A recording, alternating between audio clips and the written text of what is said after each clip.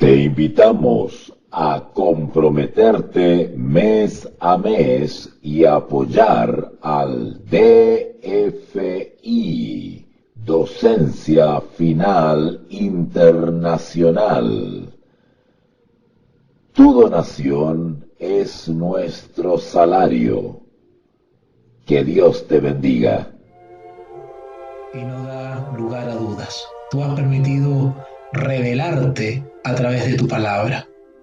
Gracias por esta oportunidad. Te lo pedimos en el nombre de Jesús. Amén y amén. Bueno, queridos amigos, vamos a retomar entonces. Vamos ahora a leer un poquitito y reflexionar sobre la tercera persona de la Trinidad bíblica. Y nada más y nada menos que vamos a hablar sobre el Espíritu de Cristo, el Consolador, el Espíritu de Dios, la promesa, el Espíritu de verdad, el Espíritu eterno, el Espíritu de Jehová, el Espíritu Santo. Y es así como el Espíritu de Cristo fue enviado efectivamente para recordarnos todas las cosas. Todo aquello que habló Jesús, que vivió Jesús, que enseñó Jesús, que indicó Jesús, el Espíritu Santo tendría la misión de recordarnos día a día las palabras que alguna vez el Maestro pronunció en aquellos años cuando él pisaba esta tierra. Jesús ascendió a los cielos y se reunió con su Padre y volvió a tener la gloria que ha tenido siempre desde el principio del mundo. Pero nos prometió que no estaríamos solos. Sería enviado otro consolador, el Espíritu de verdad, el Espíritu de santidad, el Espíritu glorioso, el Espíritu que proviene de Dios, el Espíritu enviado por el Hijo, la tercera persona de este trío celestial. Juntamente con el Padre y el Hijo, pertenece a la Trinidad una tercera persona, el Espíritu Santo. Cuando la Biblia se refiere a las tres personas de Dios, el Espíritu Santo a menudo es mencionado al final, pero esto no significa que el Espíritu sea menos importante. El orden quizás refleje el hecho de que la tarea del Espíritu Santo es honrar al Hijo y honrar al Padre. Tenemos una pista de esto cuando la Biblia nombra al Espíritu Santo como el Espíritu de Dios o el Espíritu de Cristo, que ya lo hemos repasado en clases pasadas. Ustedes pueden recordar el famoso texto de Romanos capítulo 8, versículo 9. Vamos a aprender entonces esta tarde quién es este Espíritu. Algunos declaran que el Espíritu Santo no es una persona, puesto que las palabras usadas en la Biblia para espíritu significan viento o aliento. Dicen que el Espíritu de Dios solo es una fuerza impersonal. Cuando digo impersonal, estoy diciendo que no tiene persona. Es decir, las personas que están en confusión religiosa, denominados herejes o paganos, ¿ok? Pues despersonalizan al Espíritu Santo, le quitan, le roban, le extirpan su personalidad y lo dejan simplemente como una fuerza, una cosa etérea que no piensa, que no siente, que no ama, que no se entristece. Es decir, creen que es simplemente una fuerza impersonal, es decir, que no tiene personalidad, como el viento. Sin embargo, Jesús habla acerca del Espíritu atribuyéndole cualidades de una persona. Por ejemplo, Jesús dice, cuando venga el Consolador, el Espíritu de verdad, Él dará testimonio acerca de mí. Si el Espíritu no fuese una persona, Jesús hubiese referido al Espíritu como algo, pero Jesús se refiere a Él como alguien y usa el pronombre Él. Bueno, no vamos a ir a esos textos, ustedes ya los conocen. Hemos hecho un seminario completo sobre la doctrina del Espíritu Santo, así que vamos a tomar esta lección de esta tarde como un repaso, ¿vale? Pero aquellos que estén interesados en confirmar estas expresiones del Señor Jesús respecto al Espíritu Santo, pues pueden anotar por ahí Juan capítulo 15, versículo 26. Juan capítulo 15, versículo 26. ¿Ok? O Juan capítulo 14, versículo 17. Juan capítulo 14, versículo 17. Encontramos más evidencia de que el Espíritu es una persona al notar lo que dice Jesús que hace el Espíritu. Él da la ayuda de un consolador y testifica acerca de Jesús, enseña, recuerda, convence al mundo de culpa, guía y dice lo que acontecerá. Bueno, todos estos atributos y características ya las estudiamos en el seminario pasado. Pero para los interesados en releer estos textos, pueden anotar por ahí San Juan, capítulo 14, Juan, capítulo 16, versículo 8. Juan, capítulo 16, versículo 8. Y ahí mismo, San Juan, capítulo 16 también, versículos 13 y 14. Juan, capítulo 16, versículos 8, 13 y 14. Las fuerzas impersonales, es decir, que no tienen personalidad, no dan este tipo de atención personal. Alguien que no tiene persona o algo que no tiene persona, pero primeramente no existe, ¿verdad? No existe con cualidades personales. Alguien que no existe como persona, pues no puede guiar, no puede enseñar, no puede entristecerse, no puede alegrarse, no puede consolarnos, no puede acompañarnos. Sin embargo, el Espíritu Santo es descrito por el mismo Señor Jesús como una persona. El Espíritu Santo es un ser divino, tiene deidad. La Biblia también enseña que el Espíritu Santo es divino. Él es Dios, tan completamente como lo son el Padre y el Hijo. Una manera en la que se nos muestra esto es cómo la Biblia se refiere al Espíritu Santo como alguien igual a Dios. Por ejemplo, ¿recuerdan ustedes por allá el caso de Pedro? ¿Ah? Y una vez le dijo a un hombre llamado Ananías que había mentido a la iglesia. ¿Recuerdan ustedes ese incidente? Vayan para allá. Hechos de los Apóstoles, capítulo 5. Hechos de los Apóstoles, capítulo 5. Vamos para allá rápidamente. Vamos a comprobar y a ver bíblicamente en varios incidentes, en varias experiencias, cómo el Espíritu Santo actúa como si fuese una persona, con características personales. Si bien no tiene cuerpo físico como lo tuvo el Señor Jesús, porque el Espíritu es eso, un espíritu, pero es un espíritu con personalidad. ¿Ok? La Biblia lo describe como una persona, aunque no tenga un cuerpo físico, porque Dios en su eterna sabiduría ha determinado que el ministerio u operación del Espíritu no sea físico, ¿ok? Sino espiritual, ¿ok? Perfecto. Vamos entonces a Hechos de los Apóstoles, capítulo 5, versículos 3 y 4. Hechos 5, 3 y 4. ¿Por qué llenó Satanás tu corazón para mentir al Espíritu Santo? ¿Leyeron el texto? O sea que al Espíritu Santo se le puede mentir. Y si alguien se atreve a mentirle al Espíritu Santo, quiere decir que el Espíritu Santo se da cuenta cuando le mienten y se entristece y se decepciona como una persona. Si fuese algo o una cosa, pues no se le podría mentir, porque da lo mismo. Y el apóstol Pedro termina diciendo el texto, ahí en el versículo 4, no has mentido a los hombres, sino a Dios. Al mentir al Espíritu Santo, mentimos a Dios.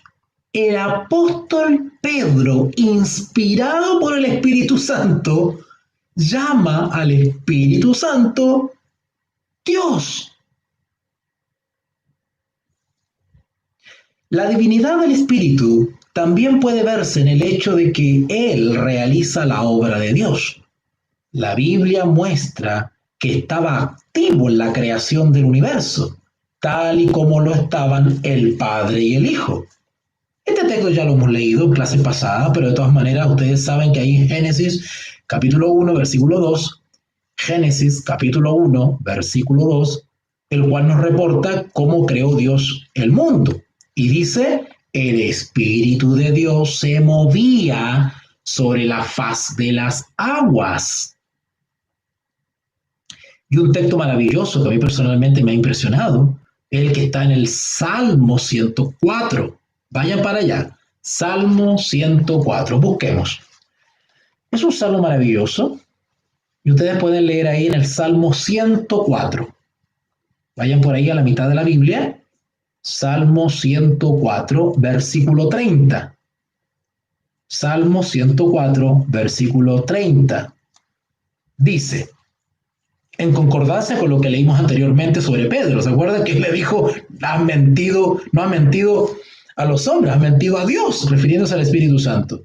Y acá Salmo 104, 30 dice, envías tu espíritu y son creados y renuevan la superficie de la tierra. ¿Cómo? ¿Notaron que el espíritu también tiene atributo divino, es decir, todopoderoso, creativo? Envías tu espíritu y son creados y renuevan la superficie de la tierra.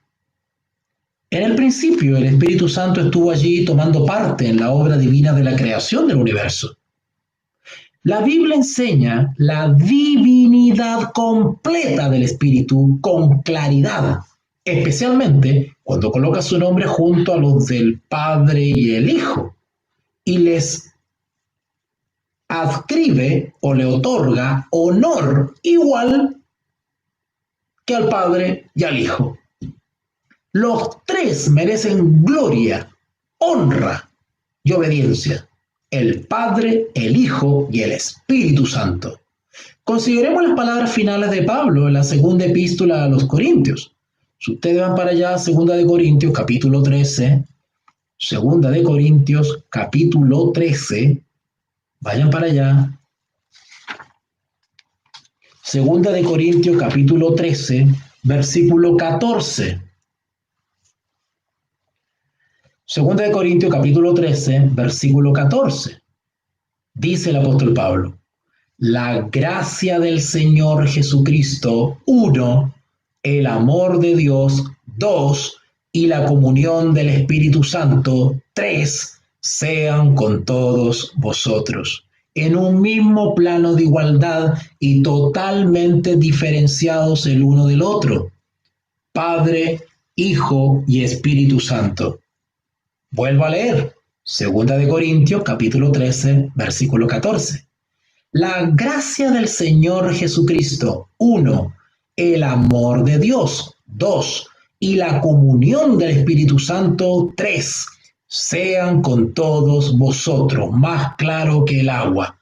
Debería bastarnos estos textos, y sin embargo hay docenas y docenas. Notemos también cómo autoriza Jesús el bautismo. La iglesia debe bautizar en el nombre del Padre y del Hijo y del Espíritu Santo. Ahí en Mateo 28, 19, la famosa fórmula bautismal. No solamente lo dice el apóstol Mateo, San Mateo, inspirado por el Espíritu Santo, sino que es una orden de Jesús. Es una orden de Jesús. En el nombre del Padre y del Hijo y del Espíritu Santo. Ahí en Mateo 28, 19. podemos ver que la Biblia presenta a las tres personas, incluyendo al Espíritu Santo, como iguales a la en divinidad y honor. Aunque el Espíritu Santo es una persona divina, distinto al Padre y al Hijo, no por eso concluimos que el Espíritu Santo realiza obras que son muy suyas. Lo que hace el Espíritu lo hace en armonía con el Padre y el Hijo. Jesús dijo que enviaría al Espíritu Santo y que el Espíritu saldría del Padre. Si ustedes van ahí a San Juan, capítulo 15, versículo 26, San Juan, capítulo 15, versículo 26, van a leer lo siguiente. San Juan, capítulo 15, versículo 26. Pero cuando venga el Consolador, ¿a quién? Pongan atención, satélite, ponga atención. Cuando venga el Consolador, a quien yo... ¿Cuántos hay ahí? Cuando venga el Consolador, 1, a quien yo, 2, enviaré del Padre, 3. Pero como el contexto está hablando del Espíritu, otra vez lo nombra. El Espíritu de verdad, el cual procede ¿de dónde? Del Padre. El Espíritu Santo proviene del mismo trono de Dios. Por eso se le llama el Espíritu de Dios, porque proviene de Dios. No es que sea Dios mismo. De igual manera, cuando la Escritura nos habla del Espíritu de Cristo, no es que sea Cristo mismo eliminando la personalidad del Espíritu como hacen algunos herejes. No, la expresión Espíritu de Cristo está señalando que lo envió Cristo, que procede de Cristo. Eso es todo. Sin embargo, se usa astutamente esas expresiones para atacar satánicamente a la deidad. Pero cuando venga el Consolador, 1, a quien yo, 2, enviaré del Padre, 3, el Espíritu de verdad, el cual procede del Padre, Él, el Espíritu Santo, dará testimonio acerca de mí, Jesús. 2 veces nombradas las 3 personas que conforman la deidad. Repito, pero cuando venga el Consolador, 1, a quien yo, 2, enviaré del Padre, 3. Vamos a la segunda. El Espíritu de verdad, 1, el cual procede del Padre, 2, Él dará testimonio acerca de mí, 3. En un solo versículo, 2 veces nombrada la Trinidad Divina. En un solo versículo.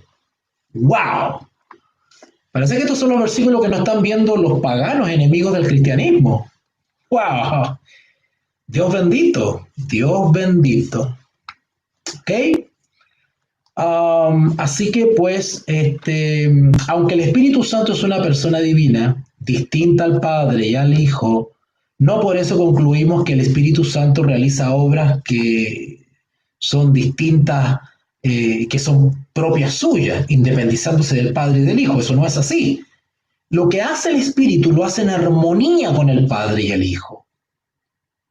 Jesús dijo que enviaría el Espíritu Santo y que el Espíritu saldría del Padre.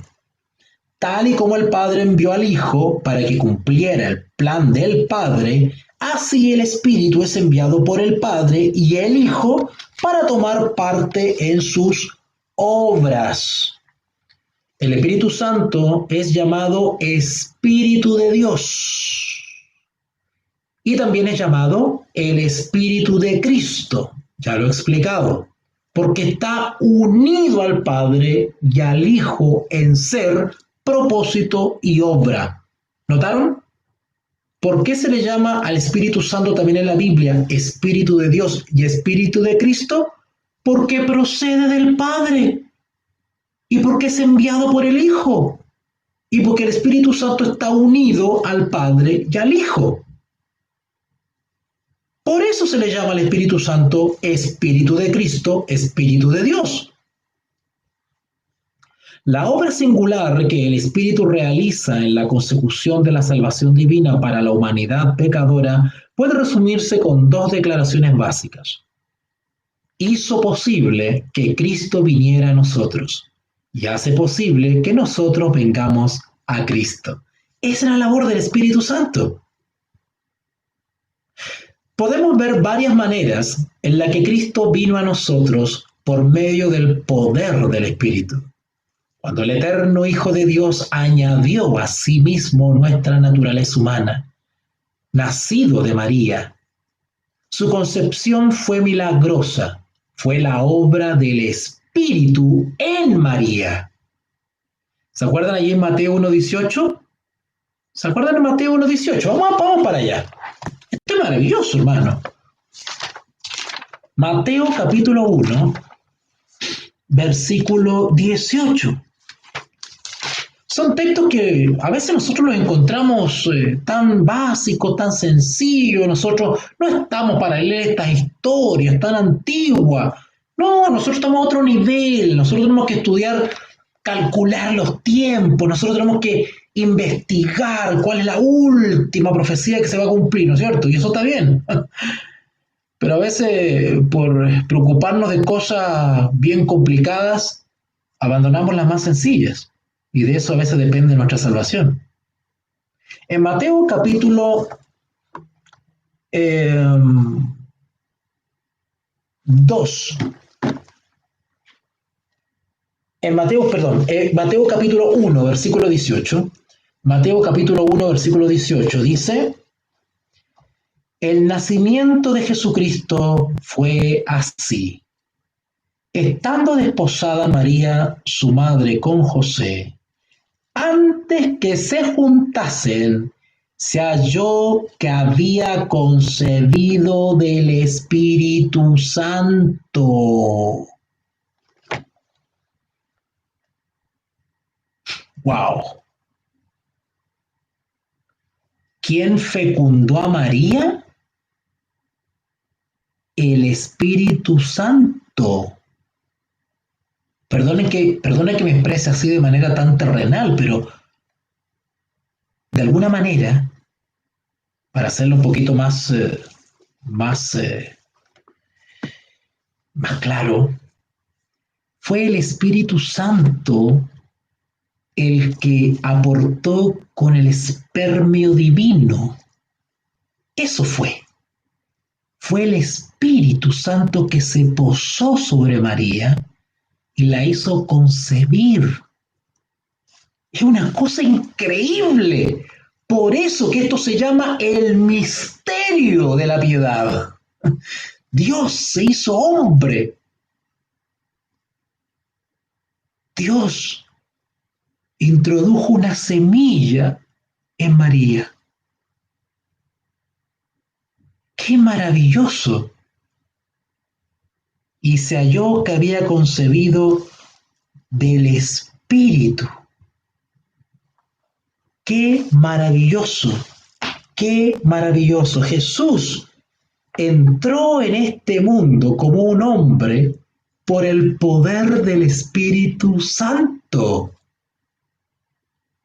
El Espíritu Santo estuvo activo de nuevo al principio del ministerio público de Jesús cuando predicaba. Evidentemente, nosotros ya hemos estudiado eso. Cuando Jesús fue ungido por el Espíritu Santo, posándose sobre él como paloma. Eso lo estudiamos, ¿recuerdan? Ok. Entonces el Espíritu Santo estuvo activo durante todo el ministerio, fortaleciendo, guiando a Jesús, de igual manera como lo hace sobre nosotros. Si nosotros permitimos que el Espíritu Santo nos guíe, nos hable, nos amoneste, nos aconseje, ¿verdad? Pues permitimos que el Espíritu Santo sea un acompañante activo en nuestra vida cristiana. De igual manera, el Señor Jesús, cuando fue bautizado, fue ungido con el Espíritu Santo y éste le acompañó todo su ministerio y hacía señales milagrosas y llamaba a la humanidad a regresar a Dios. Cuando Jesús fue bautizado, el Espíritu de Dios se vio descendiendo sobre Jesús como una paloma. E inmediatamente después, la Biblia enseña que Jesús fue probado por medio de la tentación. Y por supuesto que venció. Luego predicó públicamente acerca del reino de Dios. Jesús realizó esta obra por el poder del Espíritu, quien descendió sobre él en su bautismo. De igual manera, a cada uno de nosotros se nos ha brindado la compañía del ministerio del Espíritu Santo, de la persona del Espíritu Santo, de la operación del Espíritu Santo, el consolador, el otro que iba a ser enviado para darnos compañía y guiarnos. Interesante que después que el Señor Jesús recibe el Espíritu Santo e inmediatamente comienza a hablar públicamente del reino de Dios. ¿Será que nosotros también, después de haber recibido el Espíritu Santo, nos hemos dedicado a eso? Pues eso es algo que pone Dios en el corazón. Cuando Dios pone en el corazón la obra y ministerio del Espíritu para empujarnos a esa maravillosa conversión, el resultado natural es que queremos hablar de Dios, queremos hablar de Jesús, queremos hablar de su amor, queremos entrar en el campo de batalla en la obra misionera. Es el resultado natural de la obra maravillosa del Espíritu Santo trabajando en el corazón de cada hombre y mujer. La Biblia también enseña que después de su crucifixión y sepultura, Jesús resucitó de entre los muertos en el poder del Espíritu. Vayan por favor al libro de Romanos, Romanos capítulo 8, versículo 11. Romanos capítulo 8, versículo 11. ¿Lo encontraron? Romanos capítulo 8, versículo 11, que es un capítulo muy bonito ese. Bueno, dice así el versículo 11. Y si el espíritu de aquel que resucitó a Jesús, ¿leyeron bien? Y si el espíritu de aquel que resucitó a Jesús de entre los muertos mora en nosotros, el que resucitó a Cristo de entre los muertos también dará vida a vuestros cuerpos mortales mediante ¿quién? El Espíritu que mora en vosotros. ¡Qué hermoso! Por eso, quienes en este momento han sido víctimas o han permitido voluntariamente que entre en su mente el espíritu de error y comienzan a lanzarse neciamente contra los miembros de la deidad, tanto el Espíritu Santo como el Hijo, están efectivamente poniendo en riesgo su propia salvación y la de los demás. Porque ¿cómo creeremos en la promesa de la resurrección si en la resurrección el Espíritu Santo tendrá un papel protagónico, determinante? Leemos otra vez Romanos 8:11. Y si el espíritu de aquel que resucitó a Jesús de entre los muertos mora en nosotros, el que resucitó a Cristo de entre los muertos también dará vida a vuestros cuerpos mortales mediante su espíritu que mora en vosotros. ¿Notaron que es fundamental la fe en la Trinidad divina si queremos ver cumplidas las promesas de la resurrección? Tremenda ignorancia de aquellos que se atreven neciamente a blasfemar contra el Espíritu Santo y contra nuestro Señor Jesucristo. ¿Cómo esperan participar de la copiosa lluvia tardía si no creen en la lluvia tardía o en la naturaleza de la lluvia tardía, que es el Espíritu Santo. ¿Cómo quieren ellos participar de la obra final si no creen en la persona del Espíritu, que es quien nos va a guiar durante la persecución? ¿Quién le hablaba y le indicaba a los apóstoles en plena persecución? ¿Quién le hablaba y guiaba a los apóstoles y a Pablo también dónde tenían que ir, cuándo tenían que ir, dónde no tenían que ir? ¿Quién le habló a Ananías? ¿Quién le habló a Pedro para ir a Cornelio? ¿Quién le habló a Pablo para ir donde el macedonio? ¿Quién le indicaba a Pablo a qué ciudad ir, a qué ciudad no entrar, a qué regiones ir a hacer obra misionera? ¿Quién? El Espíritu Santo, la tercera persona de la Trinidad. ¿Cómo entonces esperamos participar de esa misma experiencia en el fuerte pregón si estamos cuestionando el ministerio y operación de esa persona? ¡Qué engaño más grande! Jesús entró a este mundo como hombre y se ofreció a sí mismo como el sacrificio necesitado para pagar por nuestro pecado. Todo en obediencia a su Padre y por el poder del Espíritu. Jesús ascendió al cielo 40 días después de haber resucitado de entre los muertos. Desde entonces, Jesús adoptó una manera nueva de anunciar la salvación a los pecadores perdidos. Ahora, en vez de ser él mismo el predicador, Jesús envió a sus apóstoles al mundo para ser testigos. Estos testigos llevaron las buenas nuevas, las buenas noticias de Jesús a círculos de influencia cada vez más extensos. Inclusive, estos testigos, al estar siendo enviados por Jesús, fueron al mundo en el poder del Espíritu. Cuando Jesús les dijo a sus discípulos que los dejaría, es decir, estaba a punto de ascender, prometió que el Espíritu les daría poder para ser sus testigos. Ese es un texto súper conocido que no tenemos ni siquiera necesidad de leerlo.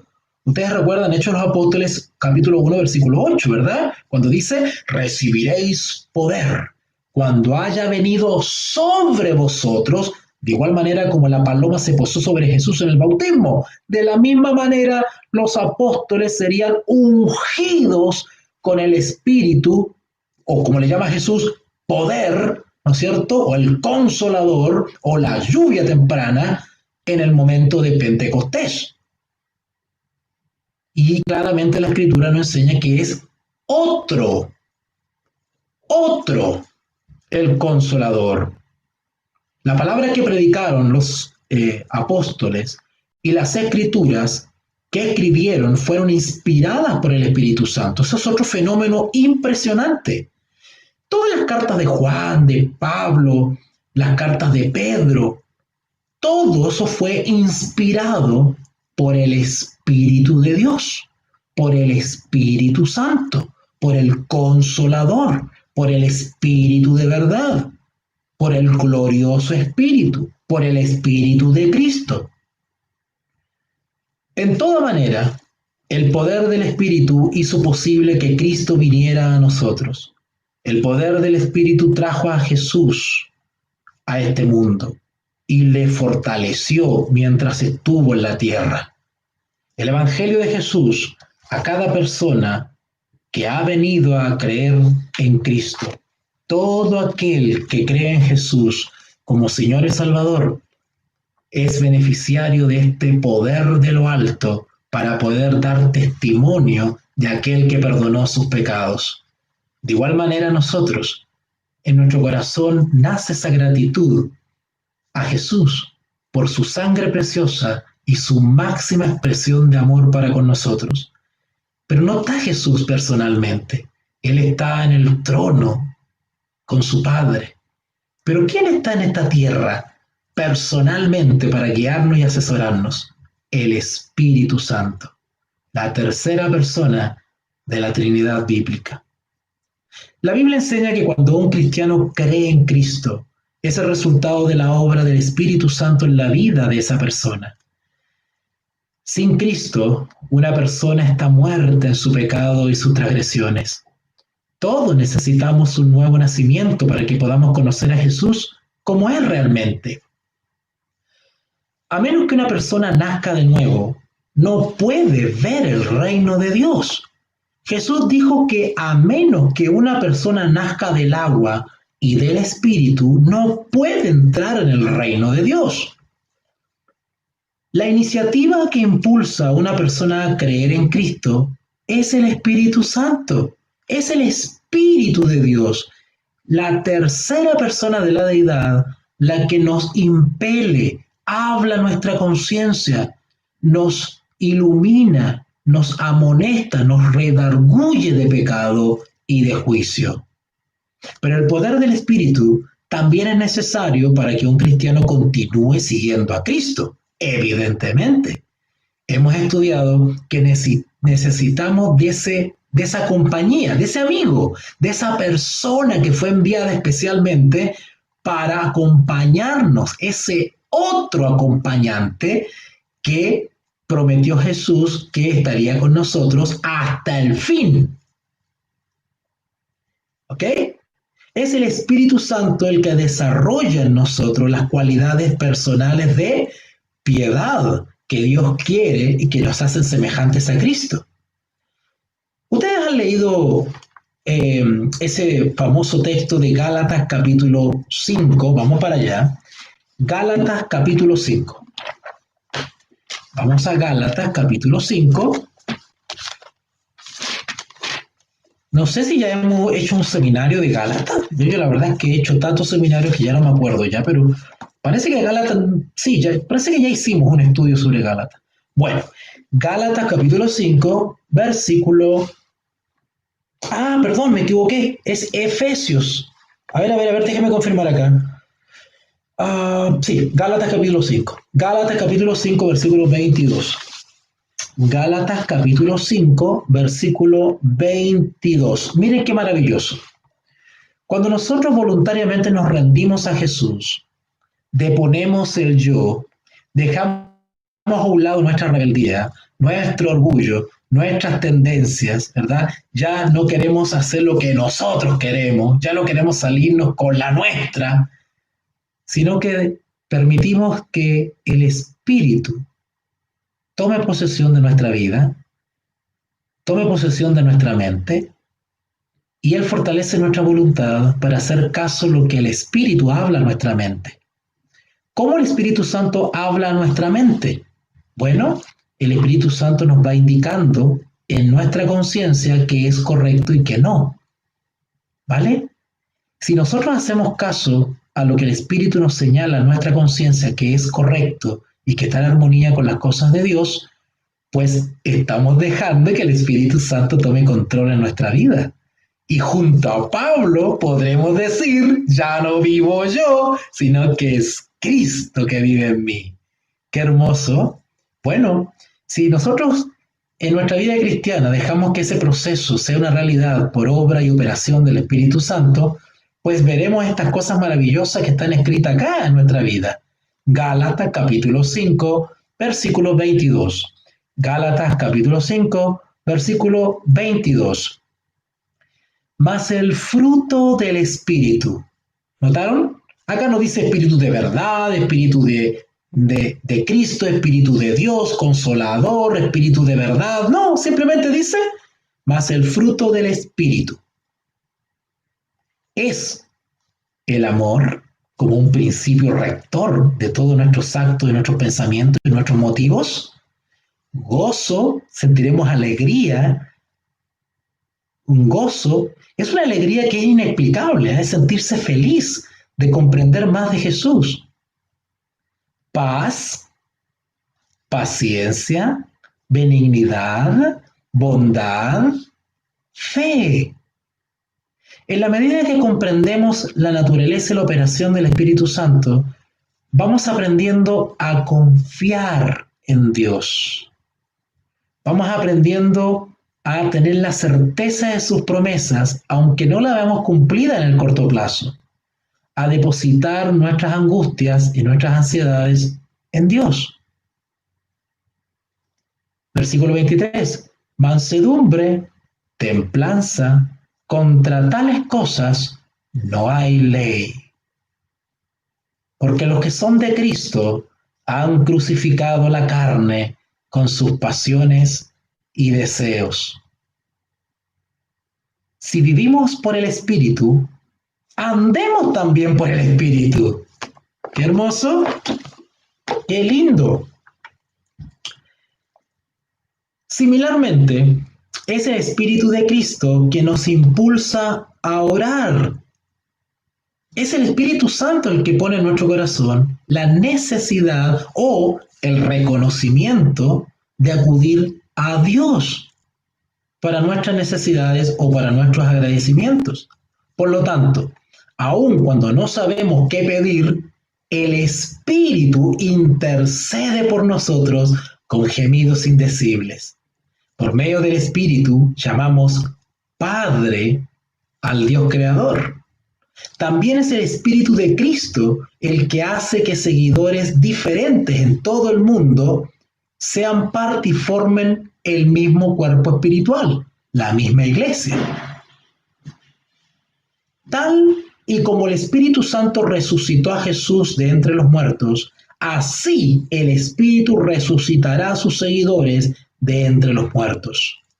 Si ustedes van ahí a Romanos capítulo 8, versículo 11. Romanos capítulo 8, versículo 11. Romanos capítulo 8, versículo 11. Y si el espíritu de aquel que resucitó a Jesús de entre los muertos mora en vosotros, el que resucitó a Cristo de entre los muertos también dará vida a vuestros cuerpos mortales mediante su espíritu que mora en vosotros.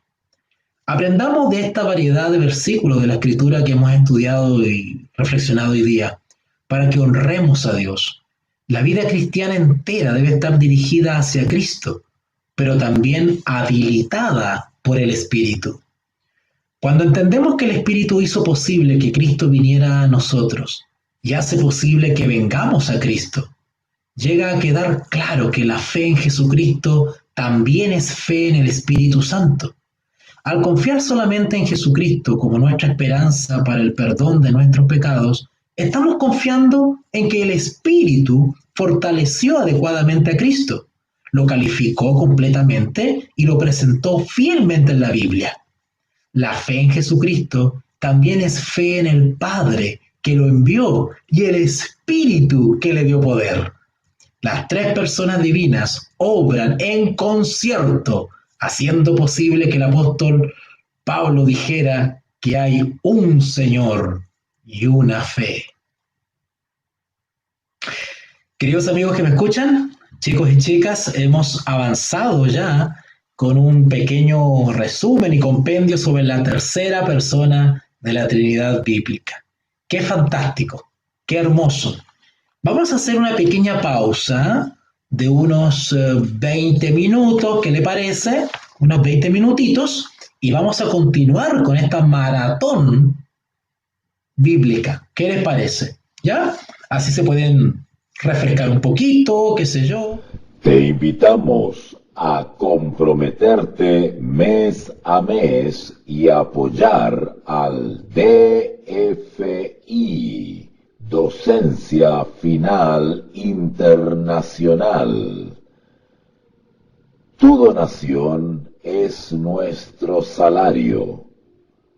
Que Dios te bendiga.